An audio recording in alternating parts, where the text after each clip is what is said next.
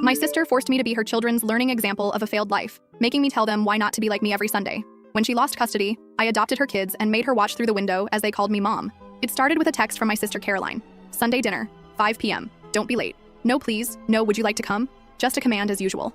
I should have known something was off right then. Caroline never invited me over unless she needed something. For context, Caroline is your classic perfect eldest daughter. She married Matthew right after college, had 2 kids, Sophie and Luke, and lived in a house that looked like it was staged for a magazine photo shoot. Meanwhile, I was the family disappointment who chose my own path instead of following the life script she and our parents had planned out. That first Sunday, I showed up with a bottle of wine and some cookies I'd baked for the kids. Caroline took one look at my homemade treats and tossed them straight in the trash. "We don't eat processed sugar here," she said, even though I'd used organic honey as a sweetener. Whatever. Then came the real reason for the invitation. Caroline gathered everyone in the living room, sat the kids down on their pristine white couch, who has white furniture with young kids, and said something I'll never forget. "Children, Aunt Eva is going to tell you about her life choices and why they're wrong. Pay attention. This is what happens when you don't listen to mommy and daddy." I just stood there, mouth hanging open.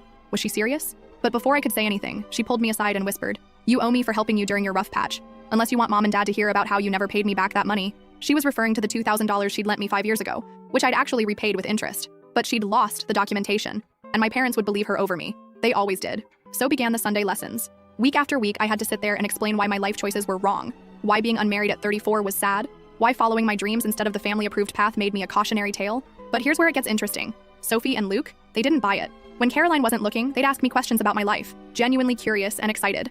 I caught them drawing pictures of things I'd told them about. Luke once whispered, "I wish I could be brave like you, Aunt Eva." Then things started unraveling at Caroline's perfect home.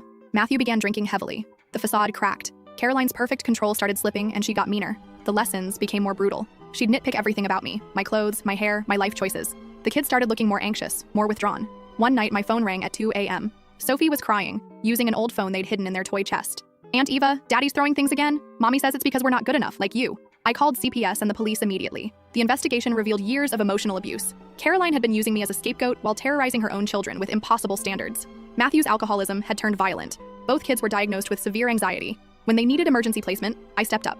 I had a spare room and stability. Ironically, my wrong life choices had led to financial independence. The judge granted me temporary custody, which became permanent when both Caroline and Matthew refused counseling. Now for the part that some might call revenge, but I consider justice. The day the adoption was finalized, I got a text from Sophie saying Caroline was outside. I looked out my window, and there she was, standing on the sidewalk, watching. I gathered Sophie and Luke, who'd been asking to call me Mom for weeks, their choice, not mine, and hugged them right in front of the big living room window. They both squealed, "Mom!"